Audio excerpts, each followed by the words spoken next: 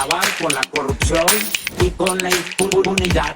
Que reforma la Constitución y prohíbe las condonaciones. El gobierno no recibirá ni un centavo más de impuestos por este incremento. Lo mismo, vamos a financiar el gasto sin aumentar la deuda. Hay una presunción de inocencia, un sinnúmero de tratados internacionales y sobre todo está en la Constitución. Un sistema jurídico moderno se caracteriza por la existencia de un cierto tipo de reglas, cuyo fin es establecer qué órganos y mediante qué procedimientos se debe determinar si una persona ha violado una norma de este sistema, y en su caso, cuál es la sanción que cupiere. Frase acuñada por Ronald Dworkin, abogado estadounidense, filósofo del derecho, amante de la norma constitucional y sobre todo un procesalista nato, que creía firmemente que los procesos jurídicos deben estar claros para todas las partes involucradas antes de que se lleven a cabo. Y por ello, el día de hoy vamos a abordar el procedimiento más odiado del derecho fiscal, por lo menos hasta la fecha, que es el procedimiento administrativo de ejecución, mejor conocido por sus siglas, PAE. Antes de iniciar este capítulo, aprovecho para hacerles una invitación a un curso en línea que estaré impartiendo este 22 y 23 de abril a través del Centro de Investigaciones sobre Procesos Constitucionales NATICUM, sobre cómo redactar correctamente una demanda de nulidad federal, y por supuesto daremos algunos consejos para cómo abordar con una buena metodología los conceptos de impugnación. Por lo que si hay algún interesado, les dejo la información del curso en la descripción. Y después de este invasivo comercial, comenzamos.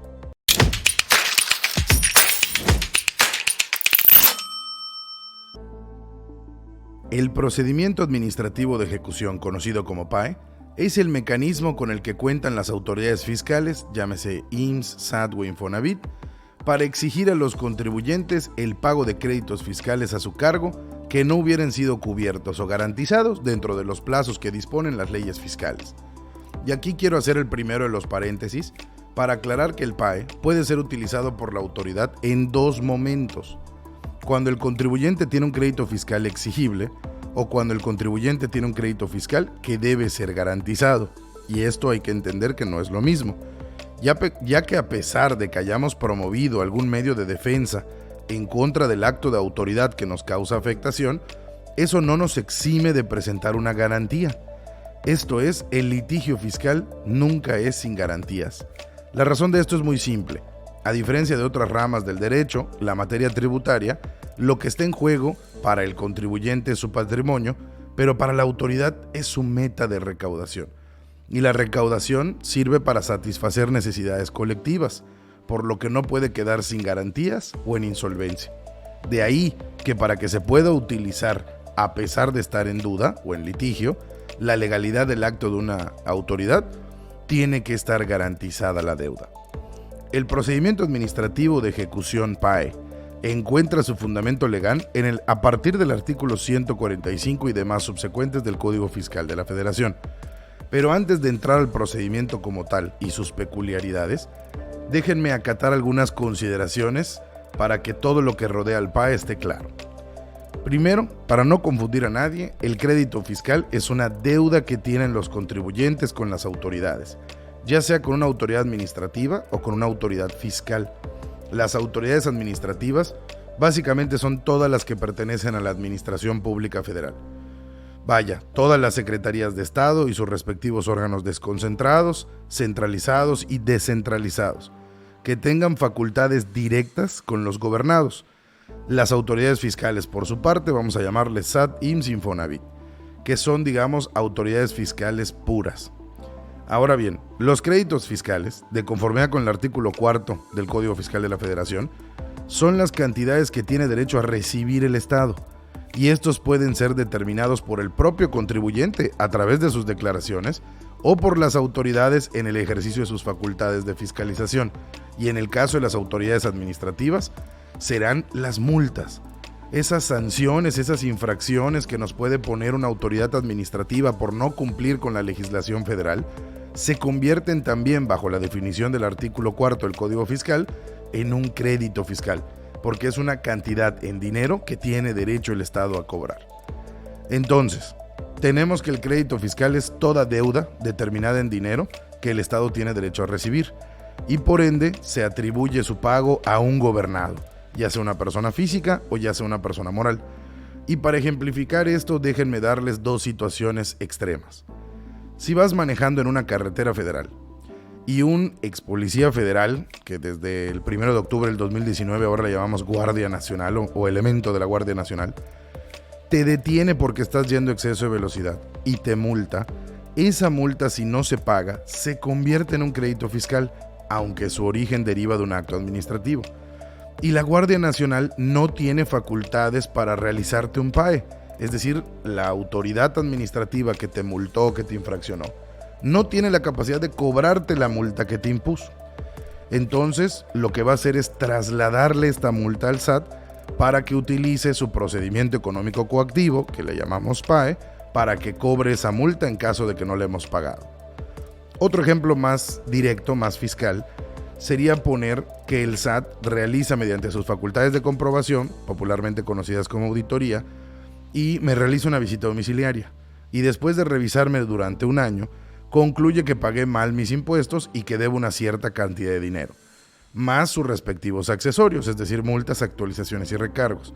Entonces, esta deuda en su conjunto, es decir, el importe histórico, más las multas, más las actualizaciones y los recargos, se convierten en un crédito fiscal que el contribuyente debe pagar. Si el contribuyente decide no pagar e irse a los medios de defensa para impugnar esa multa o para impugnar el resultado de esa auditoría, entonces, si bien no está obligado todavía a pagar, porque la multa o el crédito no son exigibles, está obligado entonces a garantizar ese crédito fiscal. Como ya dijimos, esas cantidades son parte de la recaudación federal que se utiliza para atender las necesidades colectivas y no puede quedarse sin pago o sin garantía. Entonces, ahora sí, vamos a describir cuáles son todas las etapas que tiene un PAE según nuestro propio Código Tributario. Primero tenemos el mandamiento de ejecución y su notificación. Segundo tenemos el requerimiento de pago.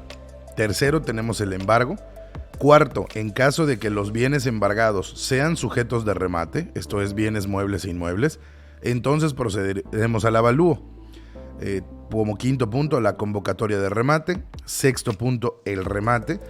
Séptimo punto, en caso de que la Hacienda Federal esté interesada en los bienes en lugar de rematarlos, o en caso de que haya tratado de rematarlos pero sin éxito, es decir, se hayan declarado abandonada la convocatoria, se puede proceder a este punto que sería la adjudicación de los bienes. Y por último, la aplicación del producto de remate.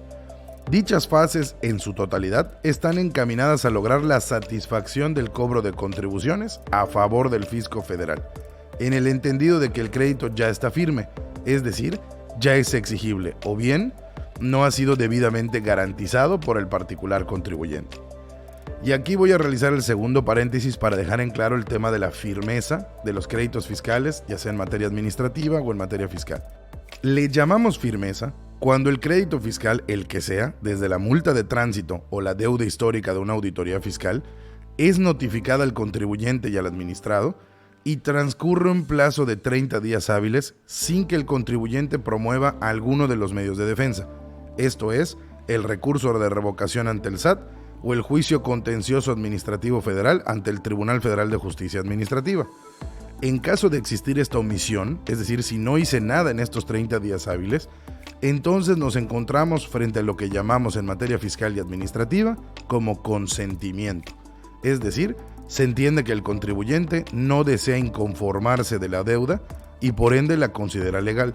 A partir de ese momento, es decir, a partir del día 31 hábil, después de ser notificado, sin promover ninguno de los dos medios de defensa comentados, tenemos consentimiento y por lo tanto tenemos firmeza.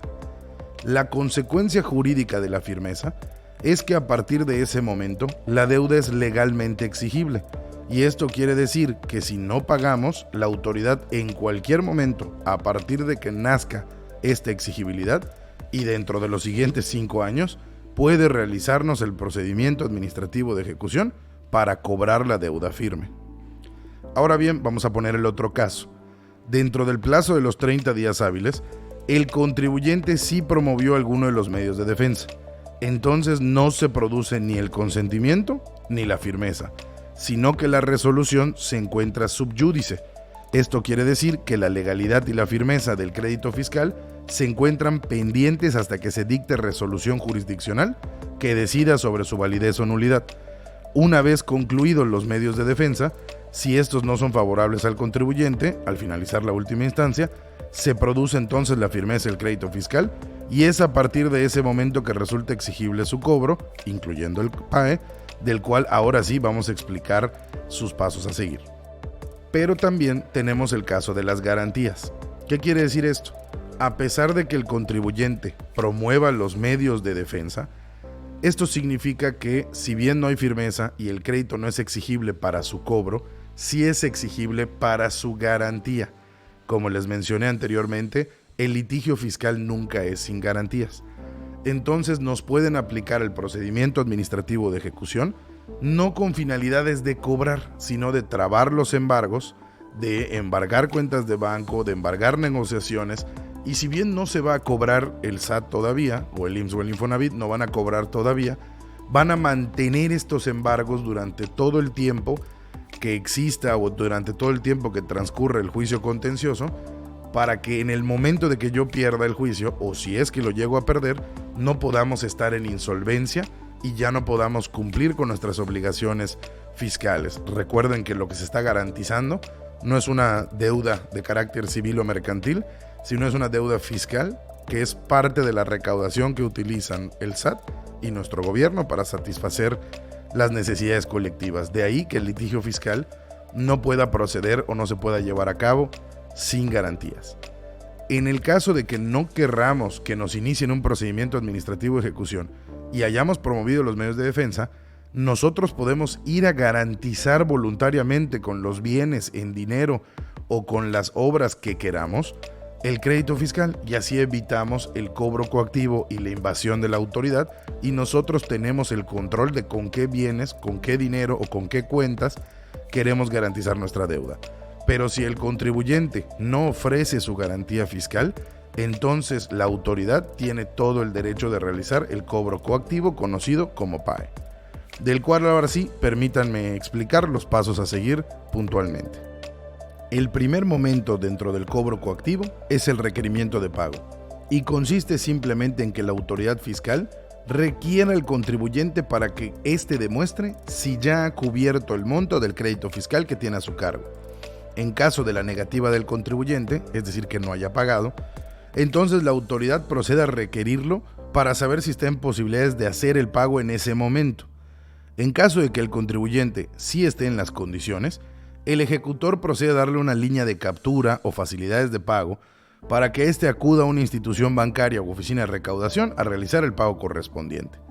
En caso de una segunda negativa, es decir, que el contribuyente diga no he pagado y no estoy en condiciones de pagarlo en este momento, se procederá a la siguiente etapa dentro de nuestro procedimiento, que es el embargo.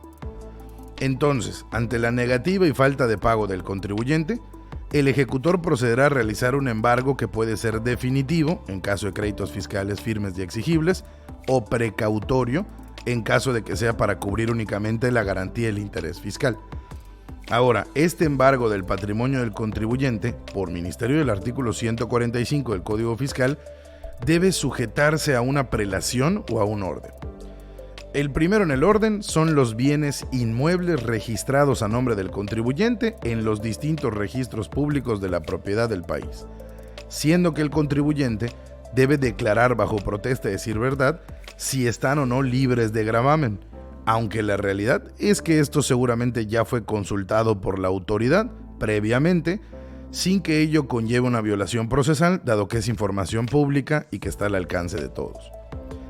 Los segundos al orden son las acciones, los bonos, los cupones vencidos, los valores inmobiliarios y en general, nos dice el código, los créditos de inmediato y fácil cobro a cargo de las entidades o dependencias de la Federación, estados, municipios o de instituciones o empresas de reconocida solvencia.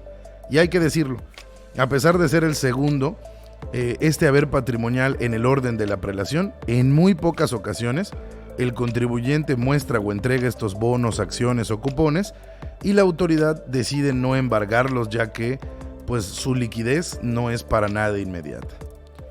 El tercero al orden del VAT sería todo el tema de los derechos de autor y la propiedad industrial, es decir, los derechos de autor sobre obras literarias, artísticas o científicas, o patentes de invención, registros de modelo de utilidad, diseños industriales, marcas y avisos comerciales, todo con su respectiva registro y título emitido por el Instituto Mexicano de la Propiedad Industrial.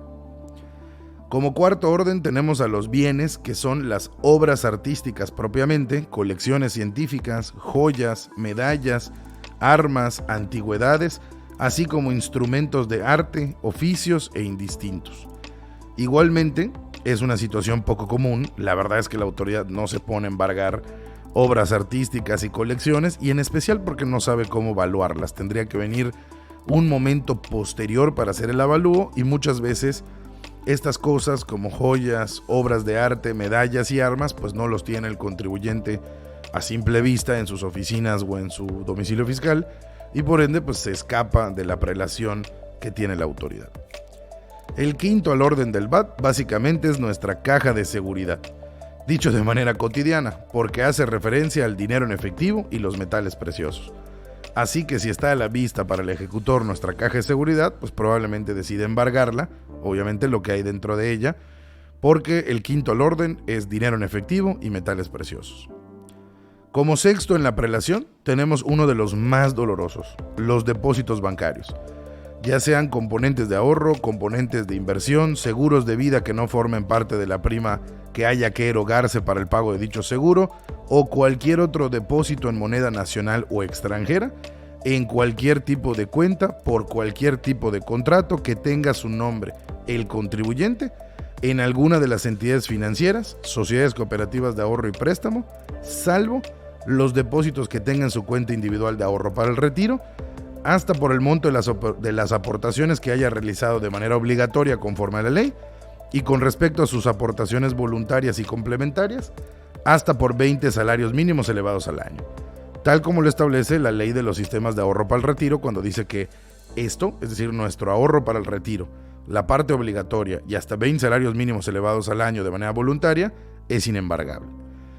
Es decir, está sujeto al sexto orden del embargo todo lo depositado en nuestras cuentas bancarias, a menos de lo que resulte de nuestra cuenta de ahorro para el retiro, que pues además de que deberíamos ahorrar para tener una vejez más digna, pues además es un aliciente o hay una motivante de que además es inembargable para efectos de un crédito fiscal. Como séptimo al orden tenemos los bienes muebles, los cuales usualmente se resumen en autos, en transportes, en lanchas, en motos, o cualquier bien mueble de valor, ya sea igual maquinaria, equipo de oficina, pues que le permita a la autoridad verdaderamente lograr un avalúo importante, y en el caso del remate, pues una recuperación del crédito. Y por último, pero no menos importante y cada vez más común, tenemos nada más y nada menos que las negociaciones del contribuyente. Situación que ha estado ocurriendo con más frecuencia, seguramente ya les ha llegado alguna carta del SAT, donde uno de sus proveedores o clientes ha sido intervenido en sus negociaciones y por lo tanto nos pide que le informemos de las deudas o créditos que tenemos con dicho contribuyente para que ya no le paguemos a nuestra empresa acreedora, sino que le paguemos en su caso a la autoridad. Y si no lo hacemos, nos tendrán por no pagados en la negociación y además podemos ser víctimas de sanciones y multas. No voy a abundar mucho en este tema porque los embargos de las negociaciones del contribuyente es uno de los temas que tenemos para esta temporada del podcast. Luego entonces tenemos esa lista de prelación para los embargos que realiza la autoridad fiscal sobre los contribuyentes para lograr el cobro o la garantía de los créditos fiscales pendientes. Sin embargo, existen ciertos bienes que no están al alcance de la autoridad, es decir, que ni siquiera la autoridad fiscal, por deuda o garantía de un crédito, puede embargar. Y estos son los siguientes. Primero, el lecho cotidiano y el vestido del deudor y sus familiares. Esto es, ¿a qué le llamamos el lecho cotidiano? Esto es el lugar que está destinado al descanso de una persona y su familia, que usualmente se interpreta como la casa-habitación, preponderantemente donde vive el contribuyente, es decir, donde está asentado y lleva a cabo su actividad humana habitual. Tampoco es sujeto de embargo los bienes muebles de uso indispensable para el deudor y sus familiares, no siendo de lujo a consecuencia o a criterio del ejecutor. En ningún caso se puede considerar como lujo los bienes que estamos mencionando. Tercer, bienes inembargables: los instrumentos, los libros, los útiles y el mobiliario que resulte indispensable para el ejercicio de su profesión, arte u oficio al cual se dedica el deudor. Cuarto, la maquinaria, los enseres y los semovientes de las negociaciones. Recordando que los semovientes es el término legal que le damos a los bienes que se pueden mover por sí mismo, prácticamente refiriéndonos al ganado o animales en general. Tampoco pueden ser embargadas las armas, vehículos y caballos que utilicen los militares en el ejercicio de sus funciones. No pueden ser embargadas, como sexto punto, los granos, mientras estos no hayan sido cosechados, pero no los derechos sobre las siembras. Es decir, no nos pueden embargar los granos, pero sí nos pueden embargar el fruto que de este dependa. Como séptimo punto, el derecho de usufructo es inembargable, pero no los frutos de este. Es decir, la figura jurídica llamada usufructo como tal no puede ser embargado, pero los frutos que éste produce sí son sujetos del embargo. Como octavo punto, los derechos de uso o habitación. Como noveno punto, uno importantísimo, el patrimonio de familia en los términos que establezcan la ley, que sería más bien la ley local, la ley civil local de cada una de las entidades. Ojo, es inembargable no a partir de que se constituye, sino a partir de que se inscribe en el registro público de la propiedad. Como décimo punto inembargable, los sueldos y salarios. Como onceavo punto, las pensiones, y aquí sí hay que decirlo, de cualquier tipo. Doceavo punto, los ejidos. Treceavo punto, los depósitos que tenga una persona, esto ya lo comentamos, los depósitos que tenga una persona en su cuenta individual de ahorro para el retiro, incluyendo aportaciones voluntarias y complementarias, hasta por un monto de 20 salarios mínimos elevado al año, conforme a la ley del sistema de ahorro para el retiro. Es decir, estos 13 bienes, estos 13 supuestos que acabamos de comentar, no son sujetos de embargo por parte de la autoridad fiscal. Ojo, siempre que podamos demostrar la propiedad y el carácter que tienen de inembargables. Esto es, que no están destinados a otra cosa para lo que acabamos de explicar. Si tengo una casa, pero tengo varias propiedades, no pueden ser todas mi lecho familiar. Una de ellas es verdaderamente donde vivo, donde verdaderamente estoy asentado, yo y mi familia, y mis demás propiedades pues van a estar sujetas a embargo. Lo mismo con nuestros libros o instrumentos que requerimos para nuestra arte, obra, profesión u oficio. Tengo que demostrar que efectivamente cuál es mi oficio, cuál es mi profesión y por qué esos bienes tienen la calidad de inembargables, dado que resultan ser herramienta indispensable para mi trabajo. Si no lo logro demostrar, pues verdaderamente no le estoy dando esa calidad y el SAT va a proceder a su embargo. Una vez que estos bienes o negociaciones han sido embargados, la autoridad fiscal va a proceder al avalúo de los mismos. Esto es para saber si ha logrado cubrir la garantía o la deuda fiscal y saber si es necesario realizar una ampliación del embargo, es decir, saber si necesita seguir avanzando en la lista de prelación, interviniendo en negociaciones o embargando bienes inmuebles, muebles, efectivos, metales, bonos, joyas. En caso de que ya esté cubierto el monto de la deuda y después de haber valuado todos los bienes embargados al contribuyente, va a proceder a emitir una convocatoria de remate. Esto es, lo va a publicar, va a hacer un listado de todos los bienes, va a hacer un inventario de todos los bienes sujetos a rematar. Va a escribir el valor inicial o base para la compra y los requisitos que tienen que cumplir las personas para su participación. Todo esto se publica siempre en la página internet de la autoridad, ya sea el IMSS, el Infonavit o el SAT, y se da un tiempo determinado y suficiente para que los interesados puedan aplicar y participar en los remates respectivos. Posteriormente, dentro del término que dispongan las leyes fiscales, realizará el remate de los bienes embargados. Es decir, pondrá a la venta mediante subasta o fuera de subasta los bienes embargados al contribuyente. Y hay que tener siempre en mente que puede declararse o de que puede suceder el supuesto de que no hubiesen personas interesadas en comprar los bienes sujetos de remate o no hubieran ofertas que mejoren el valor inicial de la subasta. O si las ofertas fueren iguales al valor inicial, entonces la autoridad podrá adjudicarse los bienes embargados. Esto es su valor inicial determinado en la misma convocatoria. ¿Qué quiere decir? La autoridad puede realizar las convocatorias que requieran necesarias para tratar de rematar los bienes, pero si no hay interesados, o más importante, no hay interesados que lleguen al precio, puede adjudicarse los bienes. El producto que se obtenga del remate, es decir, las ganancias que se obtengan de vender los bienes que fueron embargados al contribuyente, se aplicarán y abonarán para cubrir el crédito fiscal. Lo mismo pasará en la adjudicación. Si la autoridad decide que no va a venderlo o decide que las ofertas que hay no son lo suficientemente buenas y no están dentro de su rango esperado, puede entonces no vender el bien y quedarse con esa propiedad, bien inmueble, mueble, acciones, valores, dependiendo de lo que haya embargado.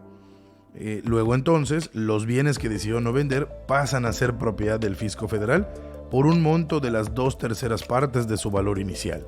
Obviamente, esto no le conviene al contribuyente porque en el caso de los bienes inmuebles, pues es muchísimo el dinero que se pierde y que no se aplica ese producto a la deuda. En caso que después del remate o de la adjudicación la autoridad no logre cubrir el monto del crédito fiscal, ni sus actualizaciones, ni tampoco los gastos de ejecución, si se encuentra dentro del plazo legal, podrá iniciar nuevamente un procedimiento administrativo de ejecución para seguir realizando ampliaciones de los embargos, hasta lograr la cantidad total del crédito. En caso de que después del remate de la adjudicación se haya cubierto en su totalidad la deuda, pues ésta se tendrá por extinguida. Y en caso de que incluso se haya cubierto en exceso la deuda, es decir, que los bienes embargados resultaron tener un valor mayor a la cuantía del monto adeudado, se aplicarán los productos a la deuda y el remanente, es decir, el exceso de los bienes embargados o del dinero obtenido de los bienes embargados, le tendrá que ser devuelto al contribuyente. Ahora bien, una vez explicado y entendido el incómodo procedimiento administrativo de ejecución, es importantísimo saber que ante estos procedimientos de cobro coactivo proceden los medios de defensa, aunque dependiendo de los embargos y de la cosa embargada serán momentos distintos. En este caso proceden, como ya sabemos, el recurso de revocación ante el propio SAT, aunque este medio de defensa es administrativo y tiene el carácter de optativo. También procede el juicio contencioso administrativo federal en los siguientes momentos.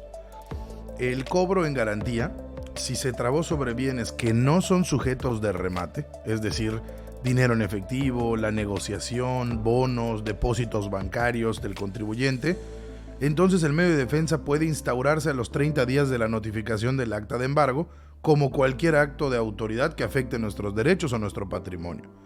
Sin embargo, si durante el procedimiento administrativo de ejecución los bienes que se embargaron son sujetos de remate, es decir, su forma de venderlos es a través de una convocatoria y un posterior remate, como serían los bienes muebles, inmuebles, joyas, metales y demás bienes que tienen que ser valuados y posteriormente rematados, entonces los medios de defensa no se pueden o no inicia el cómputo de los plazos al momento de la notificación del acto de embargo, sino que proceden o se tienen que interponer hasta que se publique la convocatoria de remate y únicamente tendremos 10 días hábiles. Es decir, una vez publicada la convocatoria, tenemos los siguientes 10 días hábiles para hacer valer todas las ilegalidades que hayamos detectado durante el procedimiento administrativo de ejecución, como por ejemplo que alguno de los bienes tenga el carácter de inembargable, o como que el avalúo es incorrecto para alguno de ellos, o que la autoridad no ha notificado alguna etapa del procedimiento al contribuyente para su conocimiento, o cualquier otra ilegalidad detectada propiamente durante el procedimiento administrativo de ejecución. Recuerden siempre asesorarse con su abogado de confianza para evitar que este tipo de procedimientos sean cada vez más perjudiciales para el contribuyente, ya que cada vez son más recurrentes debido a que los se pueden hacer mediante el buzón tributario, lo que evidentemente facilita el actuar de la autoridad y verdaderamente puede comprometer la operación de un negocio o incluso afectar de manera irreparable el patrimonio de algún contribuyente. Y bueno, hasta aquí el episodio del día de hoy. No me despido sin antes recordarse la enseñanza que nos dejó el jurista y filósofo Cicerón: los impuestos son los nervios del Estado, y en este podcast el objetivo es mantenernos informados para mantener al Estado nervioso. Hasta la próxima.